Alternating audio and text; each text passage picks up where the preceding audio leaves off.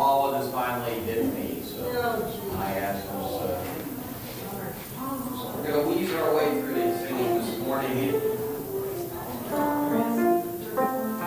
Singing the key of wheeze. 215, my Lord knows the way through the wilderness. Just don't bring them all into that. 215, let us stand.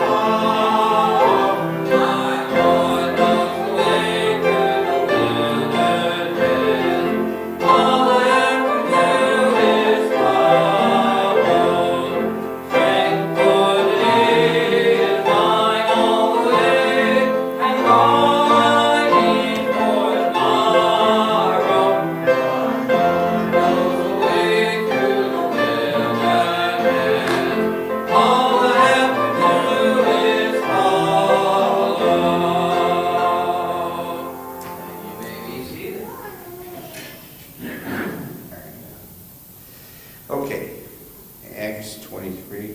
We ended here at verse 12, where they break two commandments. And when it was day, certain of the Jews banded together and bound themselves under a curse, saying that they would neither eat nor drink until they had killed Paul. So what are the two commandments there that they broke? Well, that they broke and were going to break. One, they made the vow, or they swore under a curse. That's one of them. And the other is that they were going to kill Paul. Thou shalt not. It says thou shalt not kill. What does Jesus say? What is the definition so that you will enlist in the army? Thou shalt do. I don't know if it actually reads that way. Thou shalt do no murder. Is that how it reads? But it's murder. You know, this is that premeditated murder. And, you know, somebody could argue, well, I premeditated to go and kill those Germans.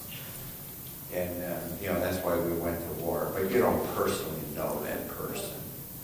And so on. And I think just common sense and logic would dictate that. All right, let's go ahead and turn to Exodus 20 at the giving of the law.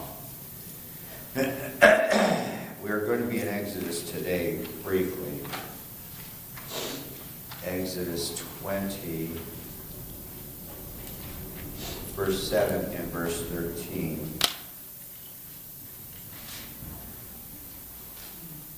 It would tie in with verse 7 and verse 13 of the commandments. Thou shalt not take the name of the Lord thy God in vain, for the Lord will not take hold of him, will not hold him guiltless that taketh his name in vain. And the other is thou shalt not kill. By the way, when God swears, how does he swear? By himself. Because he could what? Swear by no other. He could swear by no greater. Right? He could swear by no greater.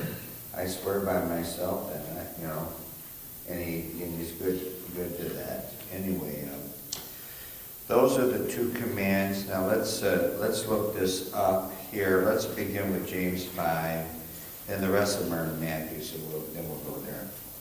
James 5, verse 12. But above all things, my brothers, swear not, neither by heaven, neither by earth, neither by any other oath, but let your yea be yea and your nay be nay, lest ye fall into condemnation. All right, and then Matthew, let's just take it in order from left to right. Matthew 5, as far as the order of the Bible, Matthew 5, verse 37. But let your communication be yea, yea, nay, nay, for whatsoever is more than these cometh of evil. Matthew 19.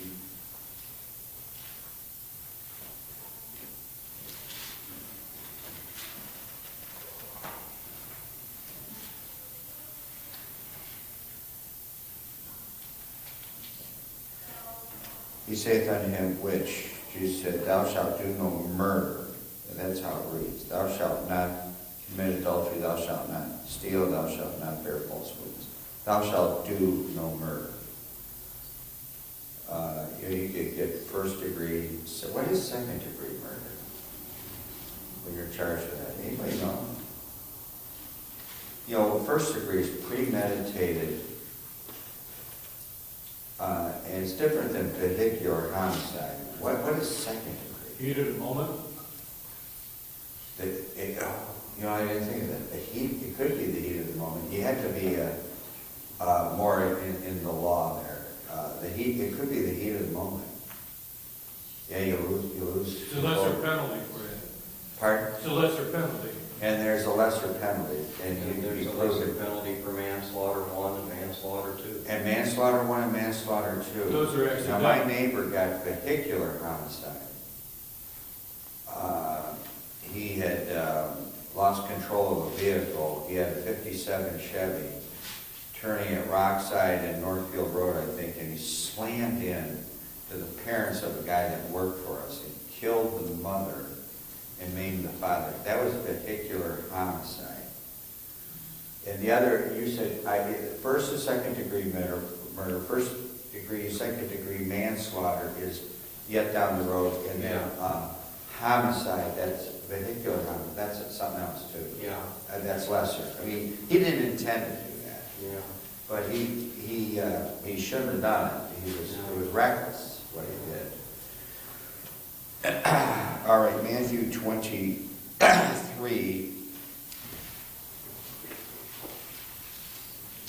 Verses 16, this is when they're swearing by the temple. Ye blind guides which say, whosoever shall swear by the temple, it is nothing, but whosoever shall swear by the gold of the temple, he is debtor. And then he argues the fact that the temple is more important than the gold, and so on, the temple itself. So he argues that. Anyway, they break these two commandments. It shows the condition of Israel. Go, if you would, to Isaiah chapter 1, the condition of Israel itself. Verse 21, how is the faithful city become an harlot? Isaiah 1, verse 21, it was full of judgment. Righteousness lodgeth in it, but now murderers. Now murderers. And I guess you could say that things swing. Don't we say that morals do that? And we're not talking weather patterns. People, it's like fashion. How was the fashion in the 20s? Where were the skirt? Where was the hemline? Up. And where's the hemline in the 30s? No. Now that's what I've heard. I didn't live there. back then. So I wasn't there. I just take what my parents did. But that's what they generally say. Hemlines are up and they're down and so on. So things swing, from bad to good to bad, and so on. And depending on where you live, and I know that I've read books and heard preachers say, when did America start to take a nosedive in two great areas? And that is in both wars, World War I and World War II. World War I, what came back? Oh no, I don't mean something like that. I'm talking about morals. But yes, swine flu was worldwide. Yeah, I mean more. I've heard preaching on this in morality. Europe came back with the Americans, and then again in World War II, more of the same came back, and it keeps getting worse. And then we're supposed to be the last stronghold, and that seems to be on the wane. All right, Acts chapter 23. But Sister brought up the other day that was it the Russian Orthodox? What Orthodox church did you go to? The Russian Orthodox church got sold to the Muslims. It became a mosque, but now the mosque they sold it to Baptists, and they sold it to Baptists. So, hey, listen, it swings around, and so on. Verse 16. When Paul's sister's son heard they're lying in wait, he went and entered into the castle and told Paul. So the concern here, Paul's sister's son. So it's Paul's nephew. And then some of these relations in the Bible can be maybe misunderstood. In the Old Testament, when they say the king's son, sometimes that is, it can refer to who? Now, it's a direct blood relation, but who does it? It can, and then you can show that it can refer to the grandson. And sometimes it's referred to as the king's son, when it's really the king's grandson. Now, I'm not saying that this isn't Paul's real nephew. It probably is. Now, is there other marriages involved here? Where somebody had died, there's a remarriage. Who knows? But this is Paul's nephew, his nephew. 1 Corinthians 9:5. 1 Corinthians chapter 9, verse 5. I think this is where Paul's defending. He's defending a family here. He's defending. Paul is defending his apostleship here. Have we not power to lead about a sister, a wife, as well as other apostles, and as the brethren of the Lord and Cephas? Now, Cephas is Peter. Peter did have a wife. He has a mother, obviously, and a power to lead about a sister, or wife. So, obviously, it shows this celibacy of the priesthood is just utter nonsense, right? And they say that these guys have a wife anyway, on the side, some of these guys. But it's the only mention inferring to Paul's family. He's referring to blood relations here, and being associated with the apostles and so on. I mean, you might say that's really a stretch. Well, that's okay. It's a little bit of a stretch in there. The confiding. So there is a concern. When there's a burden, sometimes we need to intervene. Sometimes intervention is really, really important, where a phone call could really, and I don't mean a gossip. Some people just can't get off the phone, and it's just pure gossip. But sometimes help is needed at times, and so on. And then so that this information is now confided from one to another. And so verse 17 through 21, this When Paul called one of the centurions unto him, he said, bring this young man unto the chief captain, for he hath a certain thing to tell him. So this information needs to get forward to the next person. Today's phone system and today's emailing and all, is some of that information lost? No, Oh, I don't mean permanently. no. It is that kind of, oh, let's say we do a group text. It's stored on servers. Yeah, but this is important. I mean, listen, the caravan's pulling out 15 minutes. And we send a group text. We did the confiding. How many got on the boat?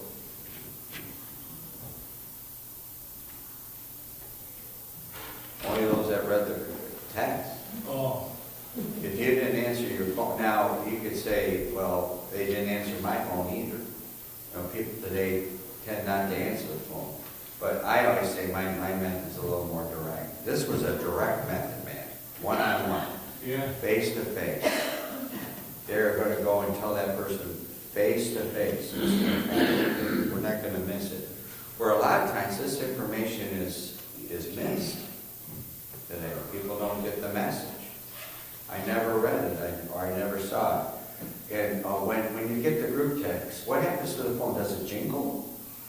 If it's on silent, does it buzz? I don't know. I don't carry these things. Vibrate? It will vibrate if you have it on just vibrate. It will sound and vibrate if you have it on sound and vibrate, or if you have it on silent, you will have no idea unless you. So you turned it on silent. You didn't get any jingle. You didn't get nothing. Right, you get no alarm. Well, your phone If you will- decided I'm not going to listen to it or I'm not going to check it. Well, if you're watching your phone, you'll see it light up. Now, phone or no phone? Now, they say that if you're at the traffic light, these people are on their clicker. But let's remove all the clickers. There's nobody on this thing. I was talking to the wife. I don't even know why I thought of it. Maybe I saw a couple of birds. I don't know how these big flocks ever see these enormous, not a small flock, these enormous flocks of birds. And when the lead bird turns to the left, in unison, immediately they all turn left. Now, how is that? Has anybody ever figured that out? Or they turn right, they go up, they go down. I mean in unison. It's like them old Air Force movies, red leader to red Pardon? squad. Well, the Lord, but there's got to be, when we get there, we can ask, and the Lord will tell us the answer. It could be when the first bird makes his move, instantly they all see it, and it's past. I said, well, it certainly isn't that way with humans. Let's get rid of the clicking. And they're all watching the traffic lane. I can never figure this out. It turns green. If it were birds, all the cars would start immediately, and they would all move to the traffic light. But man, it don't work that way with human beings. They all see it turns green, but there is a delay from here to here to here to the foot. It just is this huge delay. I can never quite figure this out. Anyway, God, the idea here in Acts 23 in verses 17 through 21, God doesn't always use supernatural miracles. God uses everyday events to accomplish His goals. Well, what is it? Name off some everyday event. When the taxation to get Mary to Bethlehem, he didn't use the star that the wise men, that's a miracle. He used an everyday event, this taxation to get her there. Everybody had to be registered and taxed and signed up to get her. I'm trying to think of some others. The Bible's got to be filled with them, just everyday events. Can God create gold and so He can create that? But God supplied it to the Egyptians for all the temple and the tabernacle. And everyday events. Everything David took in the wars and all that, it just went in the temple. They built it with their own hands. I mean, he didn't say abracadabra, and there it was.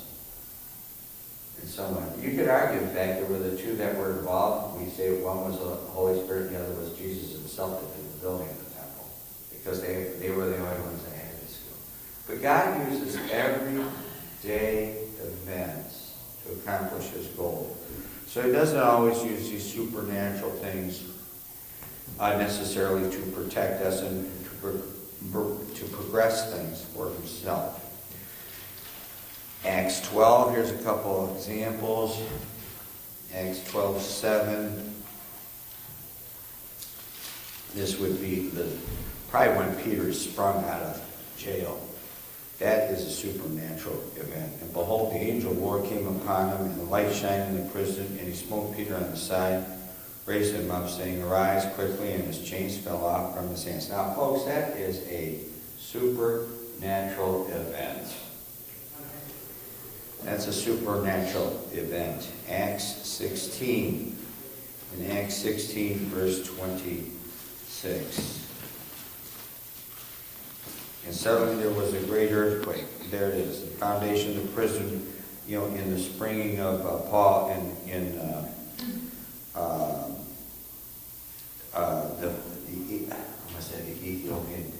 the Philippian jailer.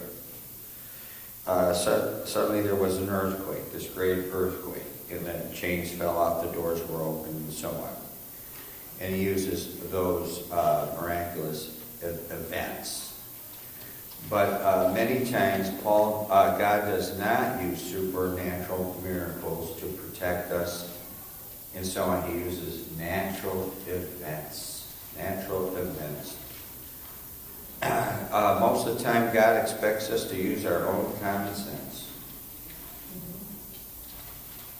God hath not given us the spirit of fear, but a sound mind, right? Where's that verse? 2 Timothy 1, verse 7. All right? You got it. 2 Corinthians, or what did I say? 2 Timothy 1:7. So you decide you're going to stop the Mack truck and you stand in the middle of Broadway. What's going to happen when that truck comes down the road? You're going to be splattered. And so it's not talking about he's giving you that fear. Get out. Get out of the way. All right. Romans 8:28, for we know that all things work together for good to them that love God, to them who are the called according to his purpose. Romans 8:28.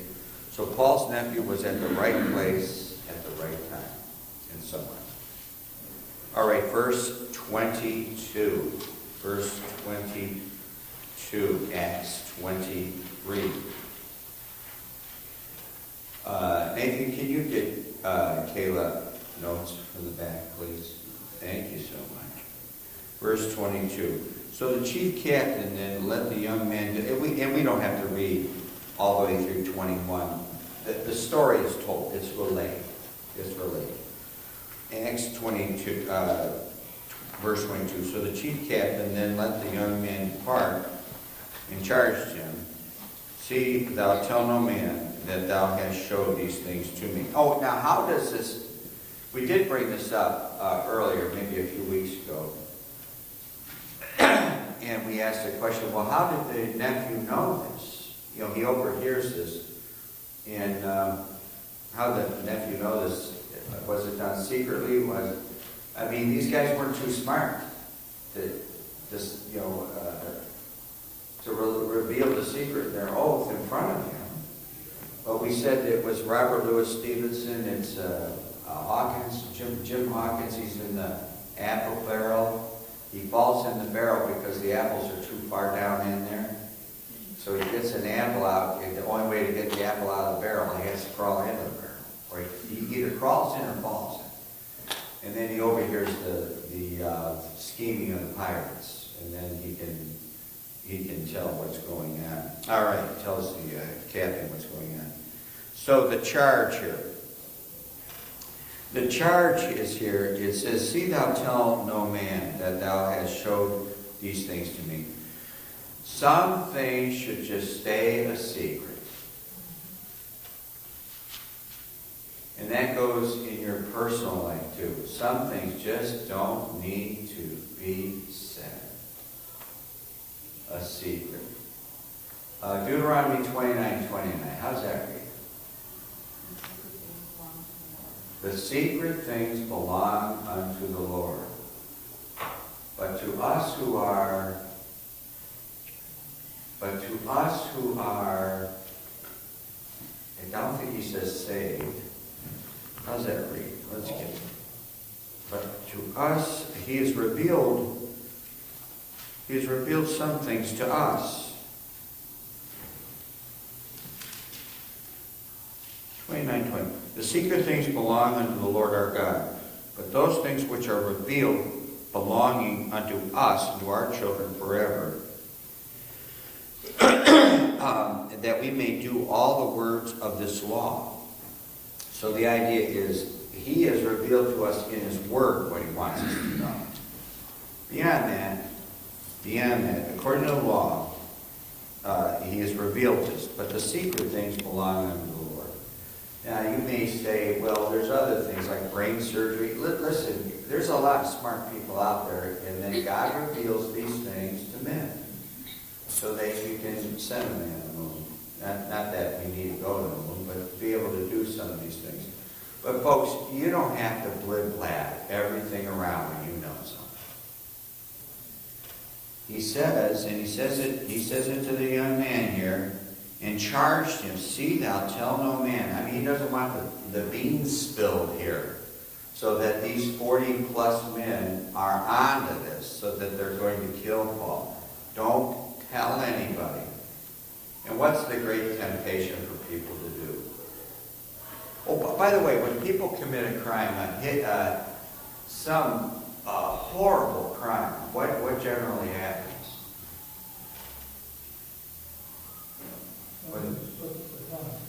Somehow, that person that commits the crime, there must be some spiritual reason why he does that. He ends up telling somebody.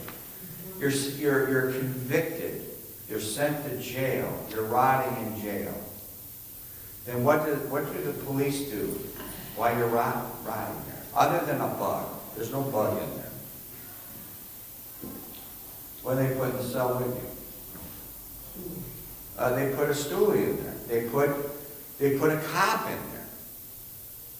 This is your cellmate then they open up and confess. They have to tell somebody. I don't know why that is, but in the end they have to tell somebody.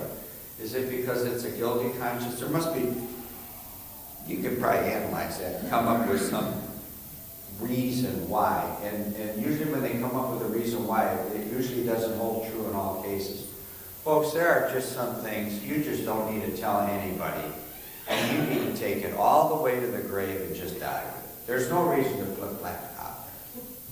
No reason to do this. But in this specific case, the charge is given. We don't want these 40-plus men that want to kill Paul and tip them off ahead of time so that they're wary of this, so that they change their plans to get Paul.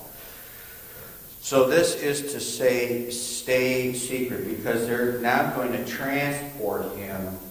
By the way, they do transport these people from one prison to another. He's kind of been held here. They're holding him. They're going to move him from one prison to another prison.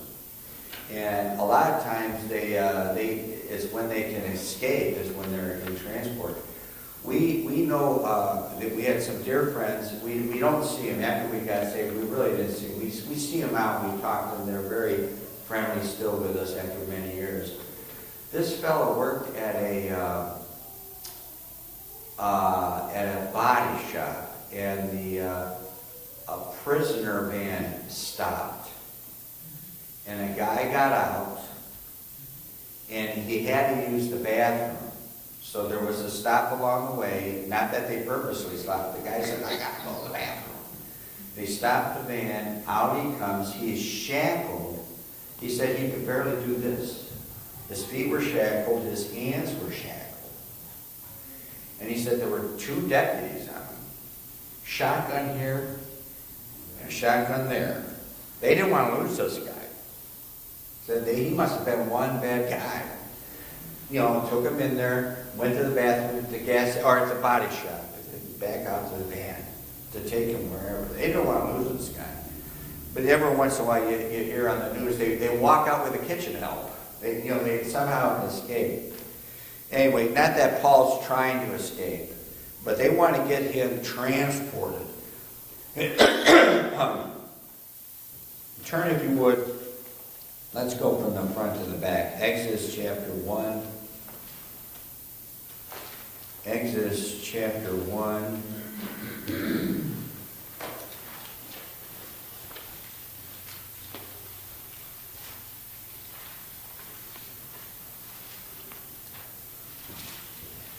You know, probably in all cases, in people in their professions, of whatever it is in their life, they end up losing touch with reality as to the real world. If all you involved in the justice system, you think the whole world revolves around that, and you lose touch with what's going on with other professions and other people. If you're in the medical field, man, people think that's all there is. We're all just trying to stay alive and keep breathing, and so on. I probably the same is true in the ministry. I could be hobnobbing with the other. I always say when they're getting together, it's like Wizard of Oz. I haven't been hobnobbing with the other wizards. All they're doing is talking to other preachers, and instead of getting out. I remember one thing Dr. Stratton said when he went to a town. And when he started the church, the very first thing what he did, anybody know what he did? Can guess what he did, other than doing door-to-door work, door-to-door visitation?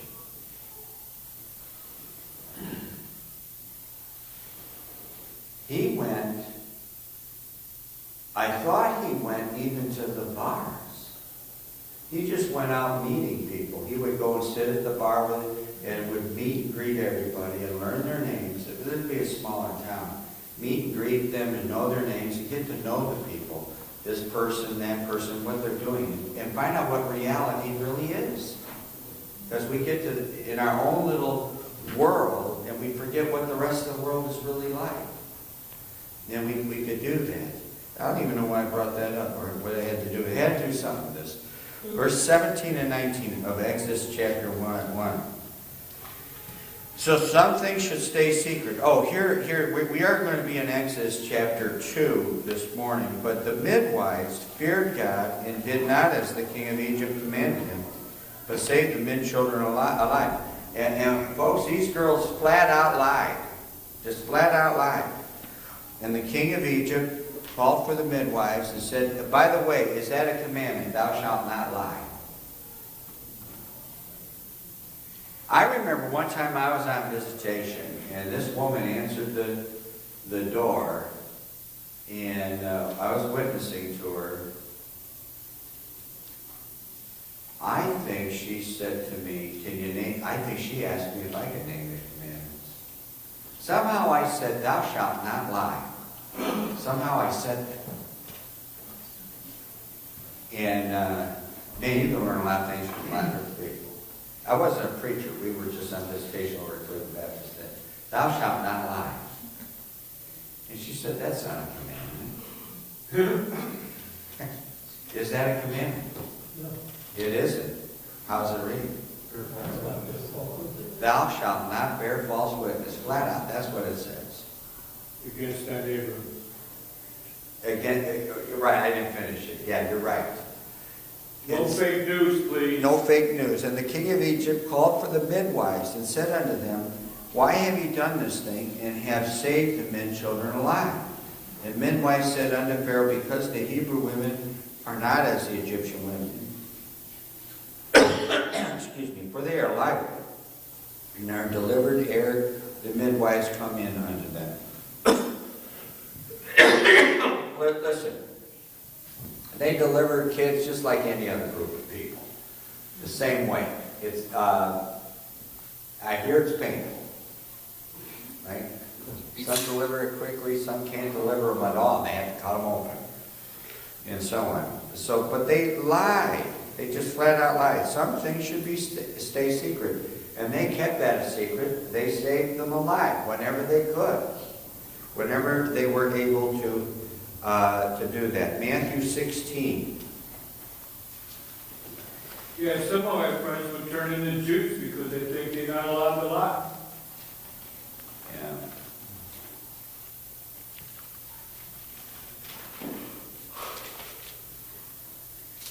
I said that the other day. We were joking around. I was with Missy and the kids.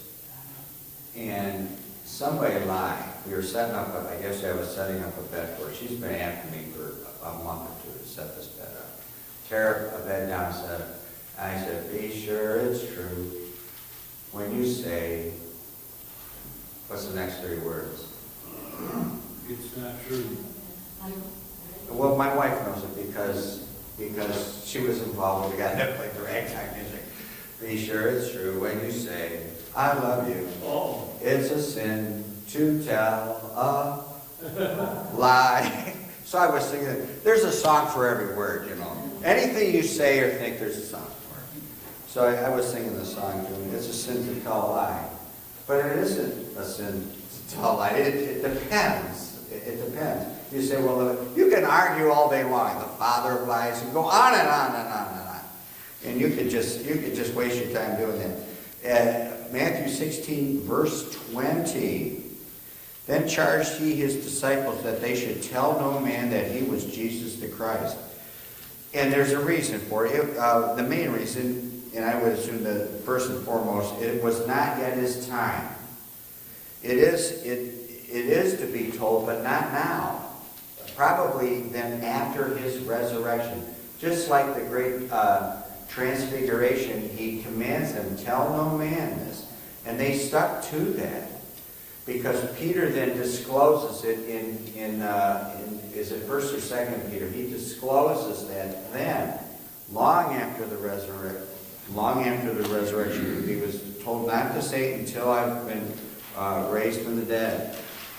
All right, so the confiding and the charge. Tell nobody. Don't tell anybody. Yeah, just withholding information. Now, sometimes that's illegal. In some cases, it's illegal to withhold information. If you have information, both sides of the defense, I think that the defense and the prosecution have to know. I think it's illegal to withhold information. But folks, it's not always wrong to withhold information. You can withhold information. If you're going to have a surprise party, you withhold the information, right? The conducting, they are going to conduct him from one place to another, verses 23 through 22. So in verse 23 of Acts 23,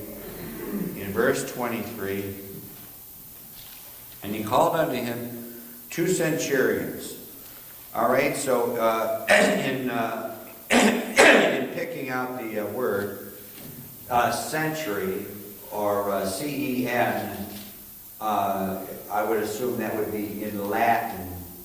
When you look that up, they will give you the Latin meaning 100. What's 100, Kayla? What's say 100 in Spanish? Cien. Cien? Well, there you go.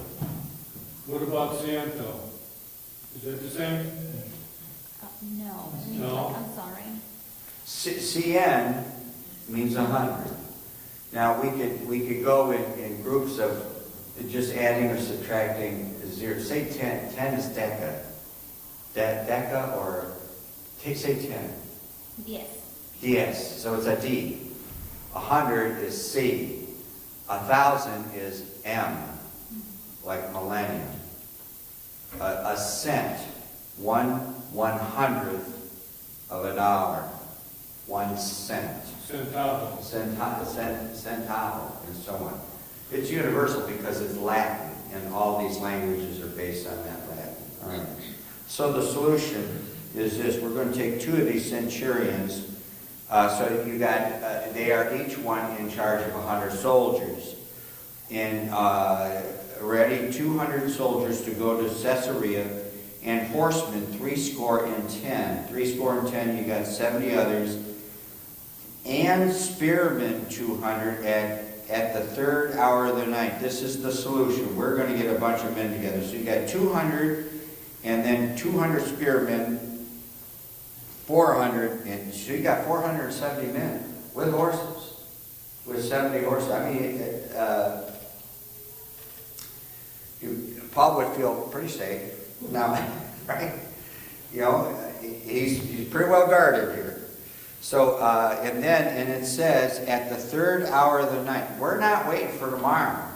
We're doing it at the third hour of the night. When does the Jewish night, by the way, these are Latin Roman people, so you got Roman time and you've got Jewish time. We are Roman time. We tell time by the day and night. It's day, night, day, night. And Jews go night, day, night, day. They do it backwards, or we're backwards. Right? Sundown to sun up. So it's the third hour, wait a minute, third hour of the night.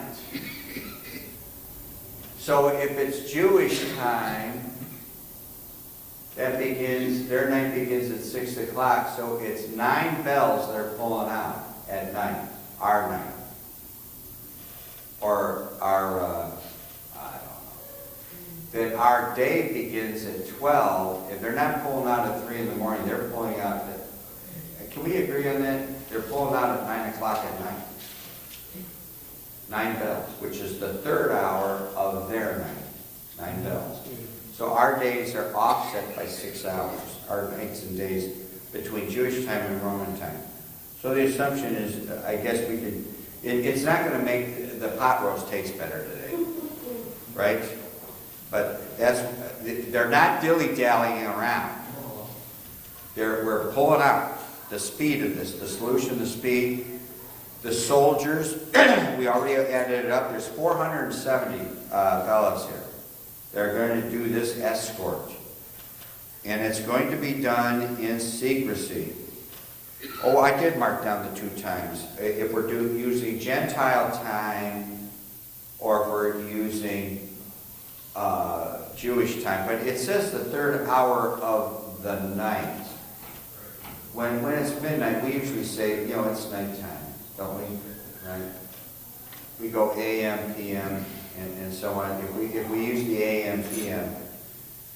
But one could argue and say, well, it was 3 o'clock in the morning, but I think it's 9 o'clock at night. They got a ways to go, folks. They're not getting there. They're not hopping on the bus or the rapid transit. They have to march there. These guys have to hoof it.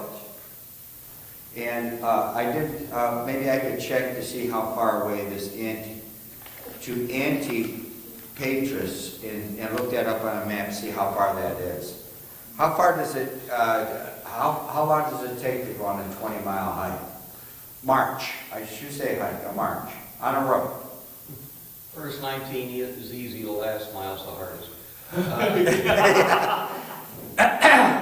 Well, they're going to move along. You're not going to make that in an hour or 2. If you're marching on a 3-mile-an-hour pace. 3 miles, 7 hours. Yeah. We're talking 7 hours for a little break. Yeah. So if you're starting at 9, I mean, you're not arriving till 3 or 4 in the morning, at least. Depending what kind of shoes you're wearing. And depending on what kind of shoes you're wearing. Now the roads are not, it's not probably a primitive path. It is a road. It may not be paved. And we'll assume there's no ruts. And assuming it's a Roman road, it's a fairly decent road. 70 miles. That's a hike. Oh, wait a minute. Are they in Caesarea? Oh, to go to Caesarea. Yeah, you're 70 miles.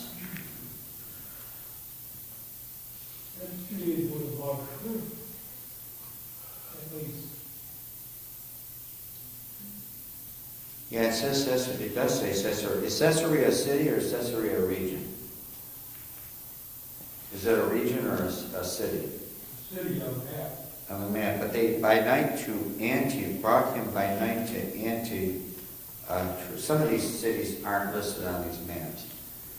Whether it's 20 miles or going to a region, or it's 70 miles, we're talking a hike. This is a hike I don't want to go on. You know, we always have these good intentions. Wouldn't it be nice to go for a walk in the woods? You want to get from point A to B. If you're not accustomed to that, after a half hour into this, you're saying, man, because now you're a half hour in. Now, do you go the rest of the way, or do you come back out the same way? I mean, they're just not going to send a helicopter in for you. You're halfway into this, and there's no easy way out, right? Once you're into this thing. Well, we're going to quit there. We'll pick this up again here next week and start the balance of this next week. Father, bless now the preaching and Father, praise you.